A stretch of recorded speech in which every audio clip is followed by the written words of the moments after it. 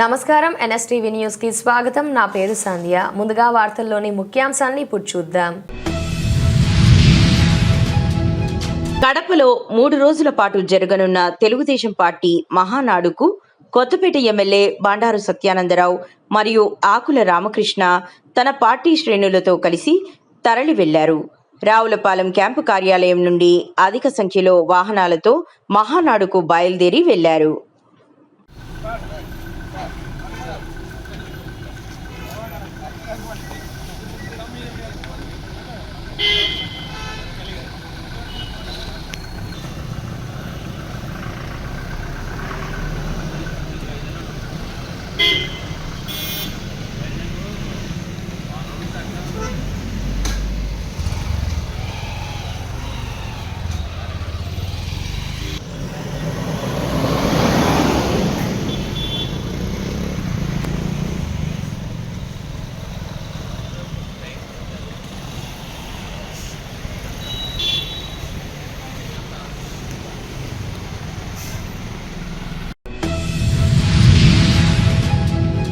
ఆంధ్రప్రదేశ్ రాష్ట్ర మాజీ ముఖ్యమంత్రి వర్యులు వైఎస్ జగన్మోహన్ రెడ్డి గత ప్రభుత్వంలో ప్రవేశపెట్టిన ఇంటింటికి రేషన్ పథకాన్ని ఇప్పటి కూటమి ప్రభుత్వం నిర్వీర్యం చేసింది. ఇంటింటికి రేషన్ పథకం నిర్వీర్యం వల్ల ఆంధ్రప్రదేశ్ రాష్ట్రంలో సుమారు 9,600 కుటుంబాలు రోడ్డున పడ్డాయి.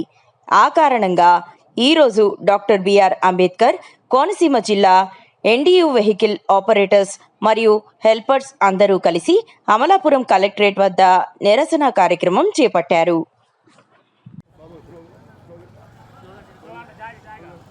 రేషన్ పంపిణీ వ్యవస్థను రేషన్ ప్రభుత్వం పంపిణీ వ్యవస్థను కొనసాగించాలి. రేషన్ పంపిణీ వ్యవస్థను కొనసాగించాలి. రేషన్ పంపిణీ వ్యవస్థను కొనసాగించాలి. ఓటమి ప్రభుత్వం తీసుకున్న నిర్ణయాన్ని రక్షించాలి. ఓటమి ప్రభుత్వం తీసుకున్న నిర్ణయాన్ని రక్షించాలి. ఓటమి ప్రభుత్వం తీసుకున్న నిర్ణయాన్ని వెనక్కి తీసుకోవాలి. ఓటమి ప్రభుత్వం తీసుకున్న నిర్ణయాన్ని ఓటమి ప్రభుత్వం తీసుకున్న నిర్ణయాన్ని వెనక్కి తీసుకోవాలి. పట్టు జస్టిస్ వెనక్కి తీసుకోవాలి. వెనక్కి తీసుకోవాలి. Justice justice justice next next next Satish ముందు కొంచెం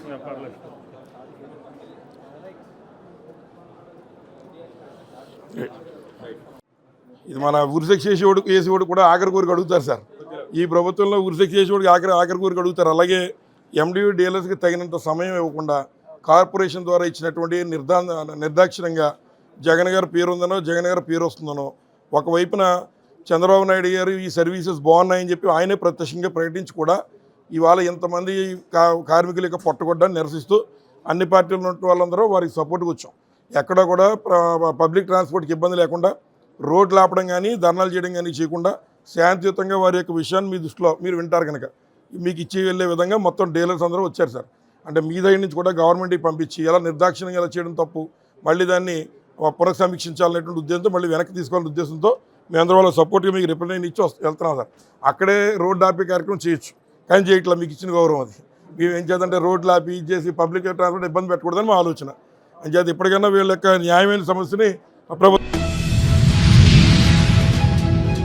ఇటీవల ఎన్ఎస్టీవీలో ప్రచురితమైన ఎటువంటి అనుమతులు లేకుండా విచ్చలవిడిగా కొనసాగుతున్న పేకాటలు పట్టించుకోని సంబంధిత అధికారులు అనే వార్తకు స్పందించిన పోలీసు యంత్రాంగం. అల్లూరి జిల్లా రంపచోడవరం డివిజన్ రాజవొమ్మంగి మండలం బరదాన్నాంపల్లి పంచాయతీ కిమ్మలగడ్డ అడవి ప్రాంతంలో జూదమాడుతున్న వారిని రాజవొమ్మంగి అడ్డతీగల సర్కిల్ ఇన్స్పెక్టర్లు 4 సబ్ ఇన్స్పెక్టర్లతో పోలీస్ సిబ్బంది రైడింగ్ నిర్వహించారు. ఈ రైడింగ్ లో 14 మంది పట్టుబడ్డారని, వీరిపై కేసు నమోదు చేసినట్లు డీఎస్పీ తెలిపారు. వీరి వద్ద నుండి 19 ద్విచక్ర వాహనాలు, 1,95,000 రూపాయల నగదు స్వాధీనం చేసుకున్నట్లు ఆయన తెలియజేశారు.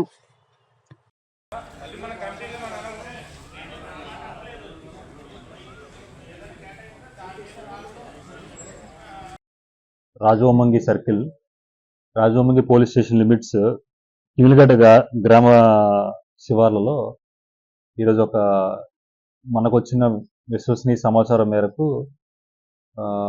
ఒక గ్యామ్లింగ్ రైడ్ చేయడం జరిగింది. సో ఈ రైడ్లో మనకి అంటే రైడ్లో ఎక్కువ మంది మనకు ఆఫీసర్స్ ఉండాలి అన్న నిమిత్తం మన సిఏ రాజభవన్ గారితో పాటు CA Addateegala, SI Gangavaram, SI Addateegala and SI Jaddangi వీళ్ళు కూడా పార్టిసిపేట్ చేయడం జరిగింది. అలాగే మనం మిగతా పోలీస్ మెన్ కూడా పార్టిసిపేట్ చేయడం జరిగింది. సో ఈరోజు సాయంత్రం 4 గంటలకి చేసిన రైడ్లో మనకి 14 మంది పట్టుబడ్డారు. 14 మంది పట్టుబడ్డారు. 19 బైక్స్, ద్విచక్ర వాహనాలు 19 దొరికినాయి. సో 14 మంది ఉన్నారు. బైక్స్ ఎందుకు ఎక్కువ ఉన్నాయంటే కొంతమంది పారిపోవడం జరిగింది. సో ఈ బైక్స్ ఎవరైతే ఉన్నాయో వాళ్ళ తాలూకా డీటెయిల్స్ ఇంకా మేము తీసుకోవాల్సి ఉంది. తీసుకున్న తర్వాత ఫర్దర్గా వాళ్ళని కూడా అరెస్ట్ చేస్తాం. సో క్యాష్ వచ్చేసరికి 1,95,000 రూపాయల క్యాష్, 14 మంది మనుషులు అండ్ 19 మంది ద్విచక్ర వాహనాలని పట్టుకోవడం జరిగింది. సో వీళ్ళందరి మీద గ్యామ్లింగ్ యాక్ట్ ప్రకారం, సో వాళ్ళ మీద గేమింగ్ యాక్ట్ ప్రకారం వాళ్ళ మీద కేసు వేయడం జరుగుతుంది. తదుపరి లీగల్ యాక్షన్ ఏదైతుందో లీగల్ యాక్షన్ తీసుకోవడం జరుగుతుంది. సో మనకి ఈ ఏజెన్సీ ఏరియా వరకు వచ్చేసరికి నార్మల్గా ఇక్కడ జరుగుతున్న విషయం ఏంటంటే కొంతమంది ఇక్కడ ఆర్గనైజర్స్ ఉండొచ్చు, కొంతమంది ప్లేన్ ఏరియాస్ నుంచి ఆర్గనైజర్స్ రావచ్చు. అంటే ఏంటి, మన కింద ఉన్న ప్లేన్ ఏరియాస్ ఉన్నాయి కదా, అది రాజమండ్రి రావచ్చు, కాకినాడ నుంచి రావచ్చు, కొంతమంది ఆర్గనైజర్స్ అవ్వచ్చు. ఇక్కడికి వచ్చి కొంతమంది గ్యామ్లింగ్ యాక్టివిటీస్ నడిపించడం జరుగుతుంది. సో దీనివల్ల వచ్చే ఇది ఒకటి ఇల్లీగల్ అవ్వడంతో పాటు దీనివల్ల వచ్చే మేజర్ నష్టం ఏంటంటే, సో ఇందులో ఎవరైతే ఆర్గనైజర్ ఉంటారో వాళ్ళు లాభపడతారు, ఎవరైతే దీనికి ఫైనాన్స్ చేస్తారో వాళ్ళు లాభపడతారు. కానీ ఇక్కడ ఈ గేమ్కి అలవాటు పడి బానిసలు అయిపోయిన ట్రైబల్స్ ఎవరైతే ఉన్నారో డబ్బులు పోగొట్టుకున్న వాళ్ళు ఉంటారు. సో దానివల్ల ఏమవుతుంది, వీళ్ళు నార్మల్గా కూలి పని చేసుకుంటూ లేకపోతే చిన్న చితక గ్రామీణ వాతావరణంలో వ్యవసాయం చేసుకుని ఉండే ట్రైబల్స్ సో రోజుకి 100-200 సంపాదించే వాళ్ళు కూడా చాలా మంది ఉంటారు. కానీ ఈ ఆటల వల్ల కొన్ని వేల రూపాయలు ఒకే రోజు పోగొట్టుకునే వాళ్ళు ఉంటారు. సో ఒక రోజు రాకపోయినా ఇంకో రోజు వస్తుంది అనుకుంటాం. కానీ ముఖ్యంగా జరిగేది ఏంటంటే ఇందులో లాభపడే వాళ్ళు ఎవరు ఉంటారంటే ఐదర్ ఫైనాన్షియర్స్ ఉంటారు, లేకపోతే ఆర్గనైజర్స్ లాభపడుతున్నారు తప్ప ఇక్కడున్న ట్రైబల్స్ కాదు. సో దీనివల్ల ఏమవుతుంది, వాళ్ళు డబ్బులు పోగొట్టుకోవడంతో పాటు వాళ్ళ ఇంట్లో జీవనోపాధి ఇవ్వలేకపోతున్నారు. సో ఇంట్లో లేడీస్ చాలా ఇబ్బంది పడడం జరుగుతుంది. సో మనం ఇప్పటి నుంచో ఇట్లాంటి ఇన్ఫర్మేషన్ వచ్చినా కూడా రైడ్లు చేయడం జరిగింది. ఇంతకు ముందు మనకి అడ్డతీగల లిమిట్స్ లో ఒక ఇన్ఫర్మేషన్ వచ్చినప్పుడు కూడా దీనికన్నా పెద్ద మొత్తంలో 2,50,000 రూపాయలు అప్పుడు మనం సీజ్ చేసి రైడ్ అవుట్ చేయడం జరిగింది అప్పుడు అడ్డతీగల లిమిట్స్.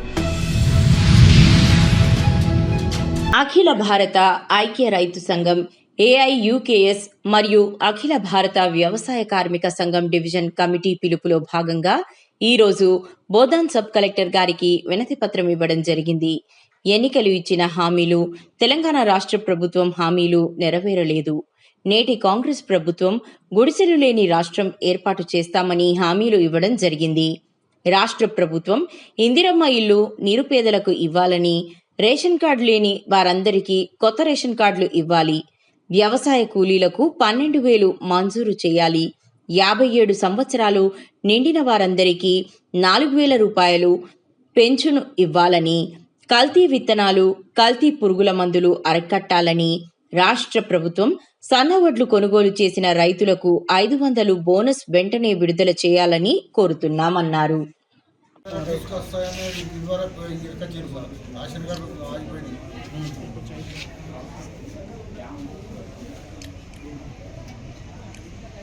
ఈరోజు బోధన సబ్ కలెక్టర్ ఆఫీస్ ముందు అఖిల భారత ఐక్య రైతు సంఘం తరఫున ధర్నా చేయడం జరిగింది. డివిజన్ కమిటీ తరఫున ముఖ్యంగా మనం ఇప్పుడు మన విత్తనాలు వేసే టైం వచ్చింది కాబట్టి కల్తీ విత్తనాలు మార్కెట్లకు వచ్చే ప్రమాదం ఉంది కాబట్టి ఆ కల్తీ విత్తనాలను అరికట్టాలని ఐక్య రైతు సంఘం తరఫున డిమాండ్ చేస్తున్నాం. గమన అమ్మిన వాళ్ళపైన పీడీ యాక్ట్ చట్టం కింద వాళ్ళకి కేసు నమోదు 7 సంవత్సరాలు నిండిన వారందరికీ 4,000 పింఛను ఇస్తామని ఎన్నికల్లో భాగంగా మన రేవంత్ సర్కారు హామీ ఇవ్వడం జరిగింది. అది ఇప్పటికి 18 నెలలు అయినా ఇప్పటికి 4,000 పింఛను అతిగతి లేదు. చిగురుమామిడి మండలం ఇందుర్తి జిల్లా పరిషత్ ఉన్నత పాఠశాల 1999-2000 10వ తరగతికి చెందిన దాదాపు 105 మంది పూర్వ విద్యార్థులు ఒకే వేదికపై ఆదివారం కలిశారు.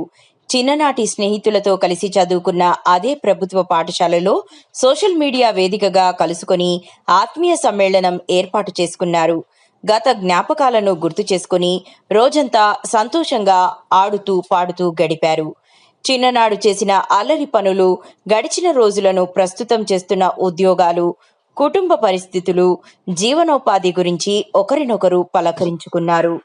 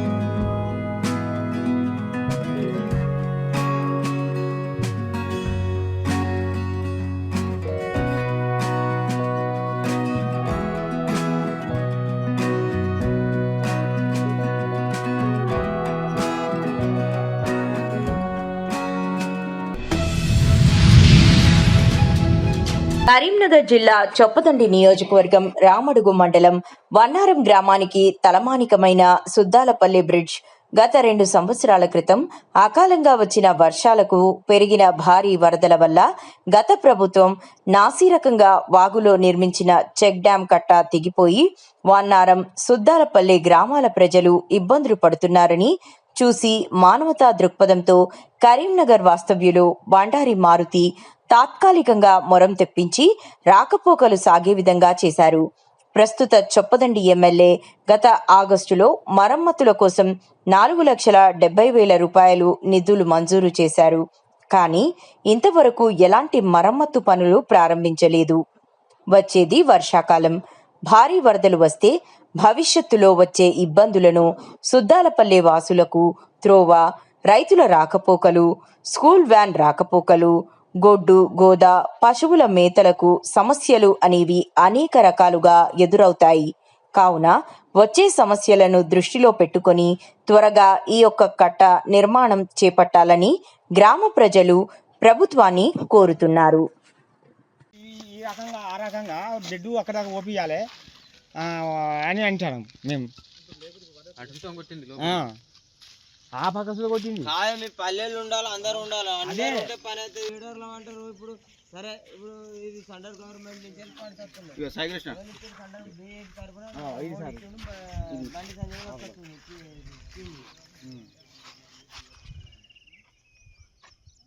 గవర్నమెంట్ ఈయన రాములు అంటుండంటే మాకు ఏదైనా సహకారం గవర్నమెంట్కి ఇప్పించి మీరు కట్టించుకోరు అంటాడు. అంటానికి మనం మేము ఏం సహకరించుకోవస్తుంది? మేమేమో ఏం అంటే ఇట్లా తీసుకొని బెడ్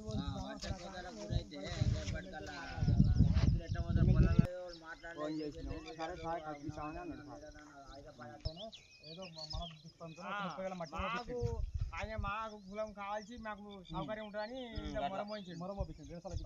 అక్షయ్, మాది ఉన్నారం గ్రామం.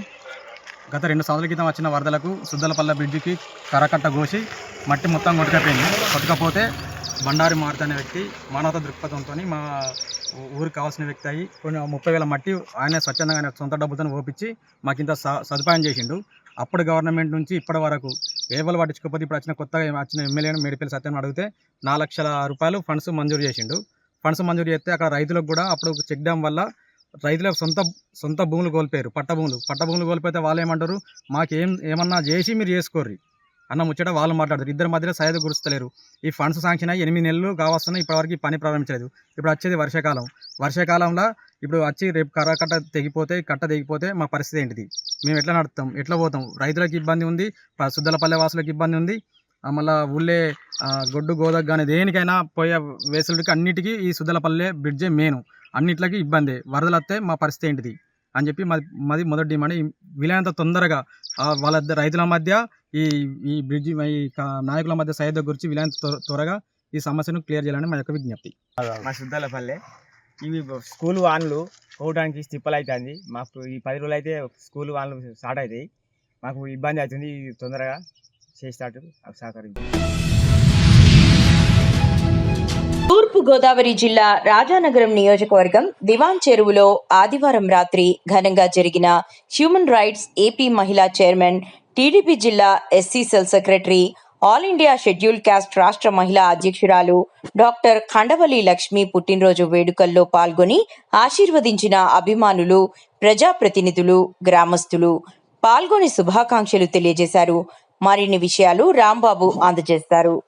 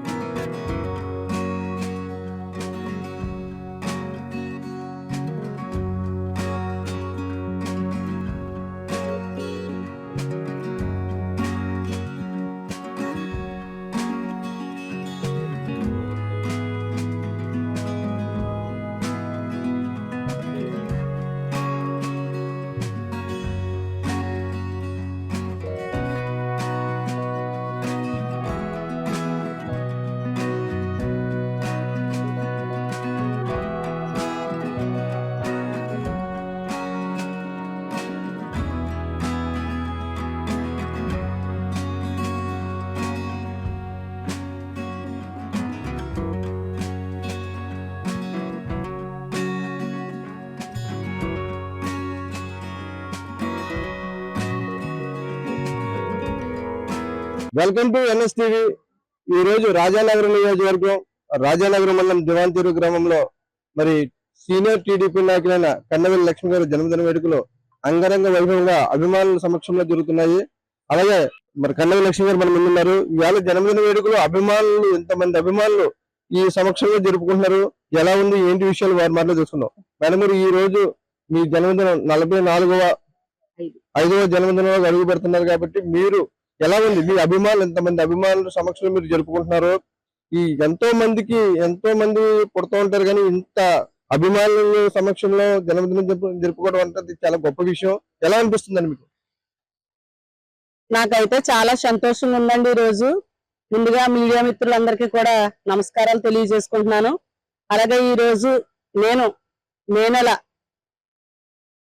25వ తారీఖున నా జన్మదినాన్ని పురస్కరించుకొని ఇంత గొప్ప జన సమూహాన్ని సంపాదించుకోవడం నేను చాలా సంతోషంగా భావిస్తున్నాను. ముఖ్యంగా నాకు బైబిల్ ప్రకారంగా వారిలో ఒంటరి అయిన వాడే 1000 మంది అన్న మాట ఒకటి ఉంటదండి. నేను ఆ విశ్వాసంతోనే ముందుకు సాగాను. ఒంటరిగానే ప్రయాణం చేశాను, నాయకత్వం సంపాదించుకున్నాను. నా తల్లిగారు ఫస్ట్, తల్లి తర్వాత నేను నా నాయకత్వంలో అడుగు పెట్టాను. చాలా ఒడిదుడుకులు, అవమానాలు ఎన్నో పడ్డాను. చాలా అవమానకరమైన జీవితాన్ని అనుభవించాను. అవన్నీ తట్టుకున్నాను కనుకనే ఈ రోజు ఈ స్థాయికి రావడం జరిగింది. మరీ ముఖ్యంగా నాకు రాజకీయ జీవితంలో వెన్నంటూ ఉంటూ సపోర్ట్ గా నిలబడిన వ్యక్తి పెందుర్తి వెంకటేష్ గారు. ఆయన నా జీవితంలో నేను ఎప్పుడు మర్చిపోను. ప్రముఖ పుణ్యక్షేత్రమైన శ్రీ కాళహస్తీశ్వర స్వామివారి దేవస్థానానికి సినీ నేపథ్య గాయని స్మిత విచ్చేశారు. ప్రత్యేక రాహుకేతు పూజలు తదుపరి స్వామి అమ్మవార్ల ప్రత్యేక దర్శనం చేసుకున్నారు.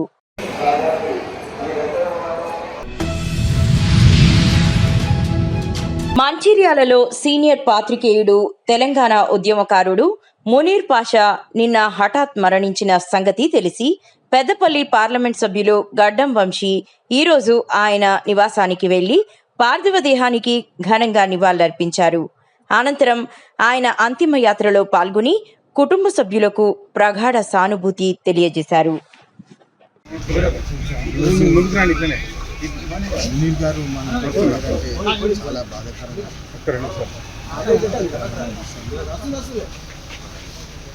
వారు మా ఫ్యామిలీ తోటి దాదాపు ఒక 30 సంవత్సరాల అనుబంధం ఉన్నది.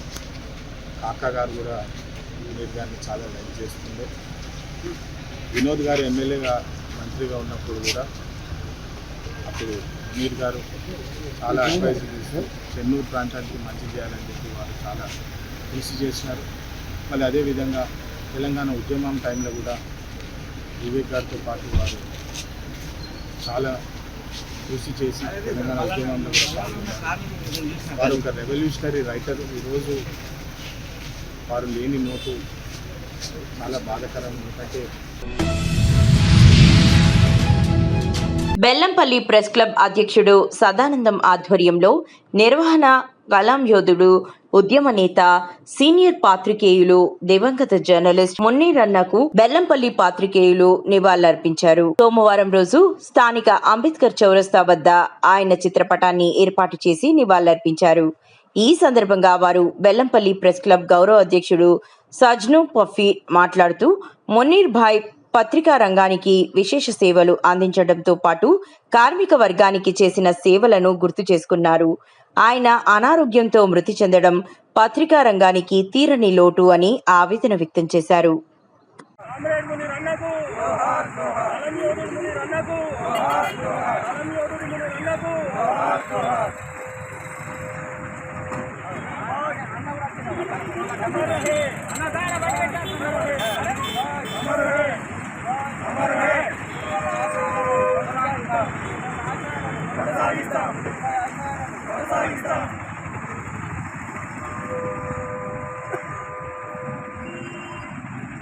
ఓకేనా?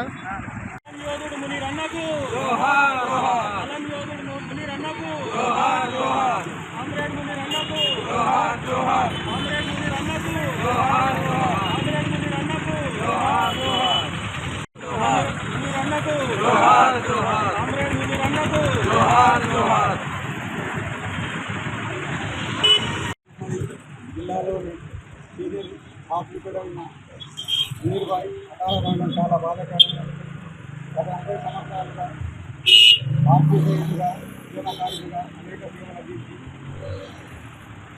అనారోగ్యంతో మృతి చెందడం చాలా బాధాకరం.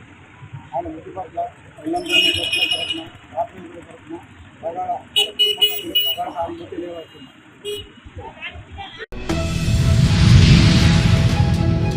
ప్రముఖ పుణ్యక్షేత్రమైన శ్రీ కాళహస్తీశ్వర స్వామివారి దేవస్థానం నందు నిత్యం జరిగే అన్నదానం ప్రసాదాల లడ్డూ పొట్టు నుంచి వచ్చే నీరు గుడ్డేరు కాలువలో కలుపుతారు. కానీ కొంతమంది దేవస్థానం భూముల్లో అక్రమ కట్టడాలు పనులు గుర్తించిన దేవస్థానం అధికారులు దేవస్థానం కార్యనిర్వహణ అధికారి సమాచారాన్ని తెలియజేశారు. దేవస్థానం కార్యనిర్వహణ అధికారి ఆదేశాల మేరకు వెంటనే దేవస్థానం అధికారులు దేవస్థానం deputy EO N R Krishna Reddy, superintendent Nagabhushanam Yadav తన సిబ్బందితో హుటాహుటిన సంఘటనా స్థలానికి చేరుకుని అక్రమ కట్టడాలను పనుల్లో నిలుపుదల చేసి కట్టడాలను తొలగించారు.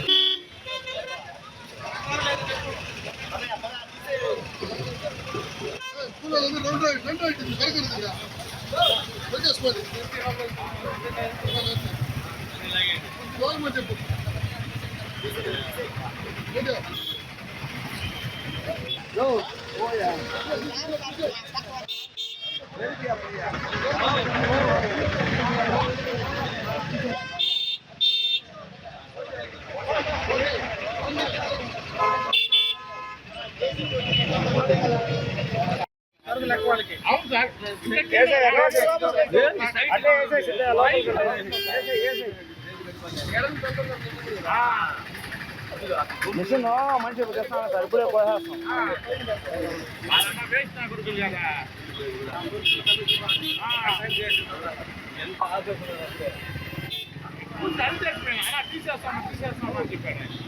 ఏం తీసేదా పిల్లలు వేసిపోతాను అభిషేకం నీళ్ళు ఎండపోయేది మళ్ళీ